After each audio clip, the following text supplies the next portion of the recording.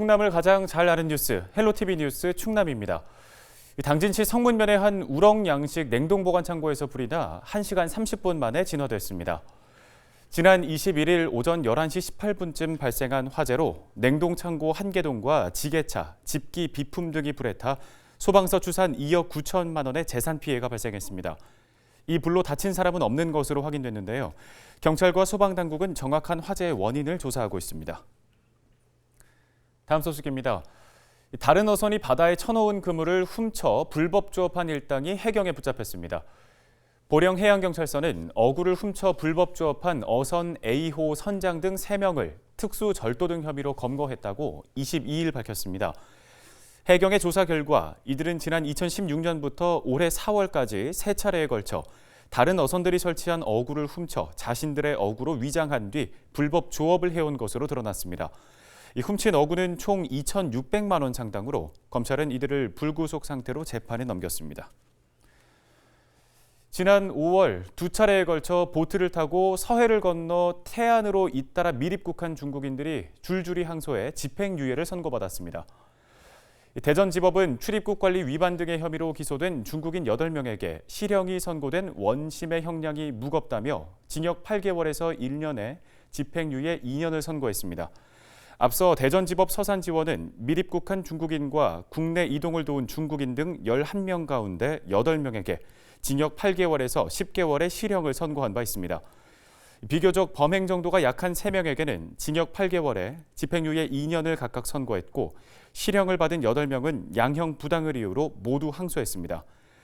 재판부는 죄책이 가볍지 않다면서도 자신들의 잘못을 인정하고 반성하는 점, 또 체류 기간이 길지 않은 점 등을 고려했다고 설명했습니다.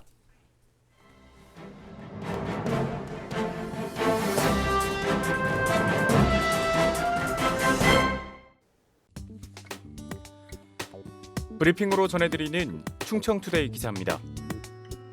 코로나19 3차 대확산으로 시민들의 헌혈 참여도 꽁꽁 얼어붙으면서 혈액 보유량에 빨간불이 켜졌습니다. 올해 내내 이어진 혈액 부족 사태가 계속될 경우 일반 수술은 연기 혹은 취소까지 될 수 있어 의료 대란도 예고되는 상황인데요. 20일 대전 세종 충남혈액원에 따르면 18일 자정 기준 전국 혈액 보유량이 2.71분으로 하락했습니다. 이는 혈액 수급 위기 경보 단계 중 주의 단계인 3일분보다도 낮은 수치이며 혈액 적정 보유량인 5일분을 확보하기 위해서는 전국 기준 12,000명 이상의 헌혈 참여가 필요합니다. 올해 전국적으로 770여 개 단체 46,000명 이상의 헌혈 취소 인원이 발생했고 대전, 세종, 충남 지역의 경우 12월 수능 이후 약 77개 단체 4천여 명이 단체 헌혈을 취소했습니다. 코로나19의 여파로 고등학교와 대학이 온라인 수업을 진행하고 이른 방학에 들어가면서 헌혈 차량을 이용하는 단체 헌혈의 대부분을 차지했던 학생층의 참여가 크게 줄어든 영향인 것으로 풀이됩니다. 지금처럼 혈액 보유 단계가 3일분 미만인 주의 단계 진입 시 의료기관에 공급할 수 있는 혈액이 부족하게 돼 응급 상황을 제외한 일반적인 수술은 혈액이 확보되기까지 연기, 취소될 수 있습니다. 2일분 미만인 경계 단계가 되면 응급 수혈 외에는 쓸 수 있는 혈액 재고가 없어 혈액 수급 재난 상황이 초래돼 깊은 주의가 필요한 상황인데요. 대전, 세종, 충남혈액원은 단기적 혈액 수급 위기 대책으로 지자체를 통한 헌혈 참여 독려 재난 문자를 발송하고 공공기관 등의 단체 헌혈 참여를 요청하는 등 타개책을 찾고 있지만 수도권을 비롯한 전국적인 지역 감염 확산세로 혈액 수급은 더욱 어려워질 전망입니다.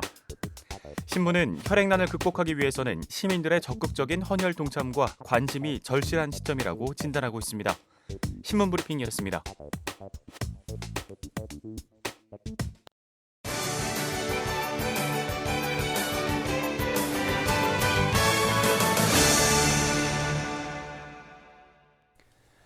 네, 다음은 우리 지역의 소식을 가장 빠르게 전해드리는 오늘의 정보 시간입니다. 코로나19가 장기화되고 있는 상황에서 충남도가 해외 바이어 초청 온라인 수출 상담회를 열었는데요. 이 상담회를 통해 7,500만 달러의 상담 성과를 거뒀다고 합니다. 충남도 정현섭 통상지원팀장 전화 연결해서 자세한 얘기 들어보겠습니다. 팀장님 안녕하십니까? 안녕하세요. 충남도청 국제통상과 통상지원팀장 정현섭입니다. 네, 먼저 이번은 상담회를 마련하게 된 배경부터 짚어주시겠어요? 이번 상담회는 지난 9월 추진한 제1차 상담회에 이어 두 번째로 개최된 온라인 수출 상담회로 코로나 이후 해외 입국 제한 조치 등에 따라 해외 유명 전시회를 포함한 국내의 오프라인 전시회와 상대 방역 등이 취소되어 도내 중소수출 기업들이 해외 판로 개척에 어려움을 겪고 있습니다. 코로나로 취소된 해외 현지 마케팅 사업을 대체하고 중국을 비롯하여 인도네시아, 필리핀 등 아세안 주요 소비시장의 수출기를 열기 위해 추진하였습니다. 네, 이 수출 상담회 보통은 오프라인으로 진행이 될 텐데 올해는 코로나19 때문에 온라인으로 진행됐다고 들었습니다. 어떻게 진행된 건가요?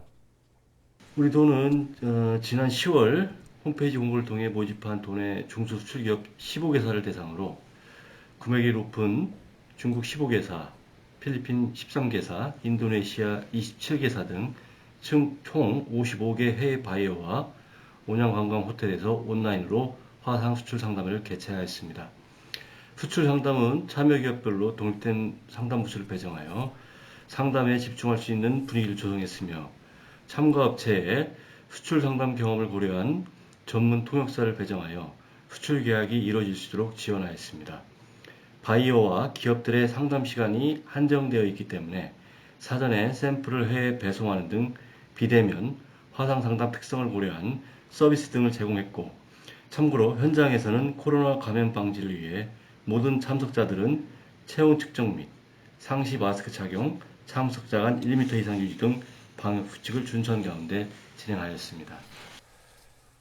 네, 이 화상으로 진행된 상담이지만 방역과 같은 부분에 있어서도 사전 준비가 철저히 돼서 진행된 것 같은데요. 그만큼 성과도 좋았다고 하죠. 직접 소개를 좀 해주실까요? 앞서 말씀드린 것처럼 이번 상담회에서 좋은 성과를 거두기 위해 철저하게 준비했으며 그러한 사전 준비를 바탕으로 수출 상담회를 성공적으로 마무리할 수 있습니다. 이번 상담회 성과로는 총 상담 건수 93건, 수출 상담액 7,514만 불, 계약 추진 가능액 1,801만 불의 성과를 거뒀으며 이러한 성과는 지난 9월 1차 상담회 대비 상담 건수와 수출 상담액, 계약 추진 가능액 등 모든 분야에서 증가된 수치입니다. 수출 상담회는 단순히 이례로 그치는 것이 아니라 이를 계기로 향후 바이어와 더 큰 성과를 거둔 경우가 많아 수출 성과를 거둔 데 일종의 씨앗과 같은 역할을 하고 있으며 세계적으로 코로나가 지속되는 상황에서 가장 현실적인 대안임을 말씀드립니다.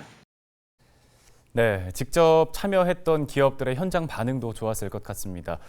코로나19가 지금 계속되고 있는 상황에서 앞으로의 기업 수출 지원 관련 계획도 세워져 있는지 궁금하거든요.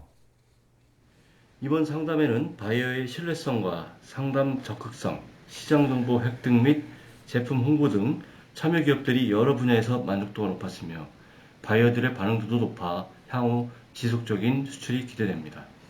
내년도 역시 코로나는 쉽게 종식되지 않을 것이라고 판단하고 있습니다. 우리 도의 중소수출기업 지원에 대한 정책은 코로나 진행 상황에 따라 유연하게 추진할 계획입니다. 오프라인 해외 마케팅은 내년 하반기 코로나 상황을 지켜보면서 판단해야 될 것으로 보이며 상반기에는 화상 수출 상담회, 온라인 플랫폼 입점 등 비대면 디지털 마케팅 유지 정책을 추진해갈 계획입니다. 아울러 올해 개소한 충청남도 베트남 하노이, 인도 뉴델리 통상사무소를 도내 기업들이 많이 활용해 주시길 부탁드리겠습니다.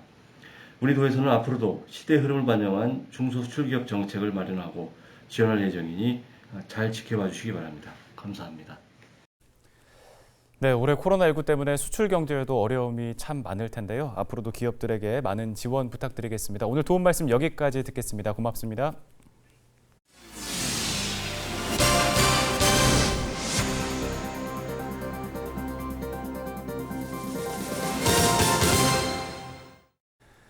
지역 소식 이어갑니다. 당진 평택항 매립지 관할권 소송에 대한 대법원의 선고가 연기됐습니다. 당진시는 24일 예정됐던 선고 기일이 변경됐으며 법원에서 날짜를 다시 지정하는 것으로 통보를 받았다고 밝혔습니다. 최근 코로나19 확산으로 전국 법원에 대해 내년 1월 11일까지 휴정 권고가 내려진 상태입니다. 당진시는 앞으로 코로나19 상황에 따라 선고 기일이 지정될 것으로 예상하고 소송을 준비하겠다는 계획인데요. 이번 소송은 당진 평택항 매립지 관할권을 충남도에서 경기도로 변경한 행정안전부 장관의 결정을 취소해달라며 충남도가 제기한 건으로 대법원 최종 선고를 앞두고 있습니다. 국민의힘 성일종 국회의원이 코로나19로 어려움을 겪고 있는 소상공인들을 지원하기 위한 법안 4건을 대표 발의했습니다. 이번 법안에는 코로나19로 매출이 급감한 소상공인에게 조세를 덜어주고 배달비와 포장용기 비용을 지급하는 내용이 담겼습니다. 또 수도법과 전기사업법, 도시가스사업법 개정안에는 재난 상황 시 소상공인들에게 공과금을 면제해 주도록 하는 내용 등이 포함됐습니다. 양승조 충남도지사가 기후변화 대응 국제기구인 언더2 연합의 아시아 태평양 지역 공동의장으로 선출됐습니다. 이 언더2 연합은 파리 기후협약에 따라 지구 온도 상승을 2도 억제하기 위해 설립된 국제단체로 43개 나라 220여 개의 중앙정부와 지방정부가 활동 중입니다. 양 지사는 내년부터 2년 동안 아시아 태평양 지역을 대표해 공동의장 회의에 참석하고 총회와 지역회의를 주관합니다. 충남도는 2018년 언더2 연합에 가입한 후 매년 온실가스 감축 목표와 실적을 공개하는 등 적극적으로 참여하고 있습니다. 또 2050년 탄소 중립 목표를 설정해 덴마크와 협력 체계를 구축하고 국내 금융업계의 탈석탄 움직임을 이끌고 있습니다.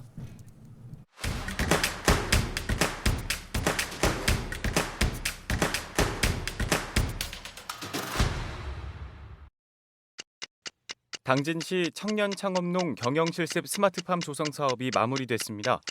성문면 3화리 일원에 위치한 스마트팜은 온실 경영과 재배, 생산 등 영농 경험이 부족한 청년이 실습할 수 있는 기회를 제공하기 위해 마련됐는데요. 현재 당진시가 모집한 청년 농업인 9명이 이곳 스마트팜을 임대해 딸기와 토마토, 오이 등의 작물을 재배하고 있습니다. 예산군 자원봉사센터가 취약계층에게 전달할 식료품 꾸러미 360개를 제작했습니다.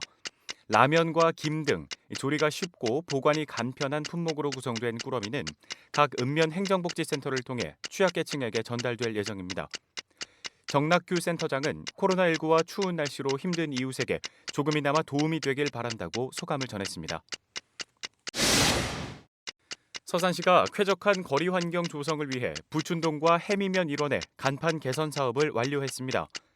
노후된 기존 간판 180여 개가 LED 입체형 간판으로 재탄생했는데요. LED 입체형 간판의 경우 기존 간판보다 최대 70%의 에너지를 절감할 수 있고 깔끔한 도시 경관 조성에도 효과가 있어 시민들에게 호응을 받고 있습니다. 태안군 농공단지 협의회 등 2개 기관이 태안군 사랑장학회에 각각 300만 원의 장학금을 전달했습니다. 오영길 협의회장은 태안의 발전에 도움이 되고 싶어 장학금을 기탁하게 됐다며 앞으로도 지역 발전을 위해 할 수 있는 일을 찾겠다고 전했습니다. 지금까지 25초 뉴스였습니다. 끝으로 우리 지역 날씨 알아보겠습니다. 수요일 오전 기온 영하 1도, 낮 기온은 9도 예상됩니다. 남해상에 위치한 고기압의 가장자리에 들다가 차츰 중부지방은 북쪽을 지나는 기압골의 영향을 받겠습니다. 오후 들면서는 구름이 많아지겠는데요. 미세먼지 농도도 나쁨 수준으로 짙어져 맑은 하늘 보기는 어렵겠습니다. 자세한 지역별 날씨입니다. 기온이 평년 수준과 비슷하거나 웃돌면서 비교적 포근하겠습니다. 청양 영하 4도, 당진 서산 영하 2도, 태안은 1도 전망됩니다. 낮에는 10도 안팎까지 기온이 오르겠는데요. 당진 예산 9도, 태안과 홍성은 10도 예상됩니다. 주간 날씨 보시죠. 기온이 올라 목요일까지는 영상권의 분포를 보이겠습니다. 금요일부터는 다시 추워지기 시작하겠는데요. 목요일 오전 한때 비 소식이 있고 일요일에도 하루 종일 비가 내릴 것이란 예보입니다. 다만 기온 변화에 따라 눈으로 바뀔 수도 있으니까요. 앞으로 발표되는 기상 정보 잘 확인하시기 바랍니다. 날씨 정보였습니다. 충남 대전 지역에서 연쇄 감염이 잇따르고 있습니다. 대전 맥주집 관련, 또 당진 나음교회 관련 감염 확산도 현재 진행형인데요. 이번 연말과 연휴에는 수도권 방문이나 예배 참석 등 감염고리가 될 수 있는 행동은 삼가는 게 좋겠습니다. 뉴스를 마칩니다. 고맙습니다.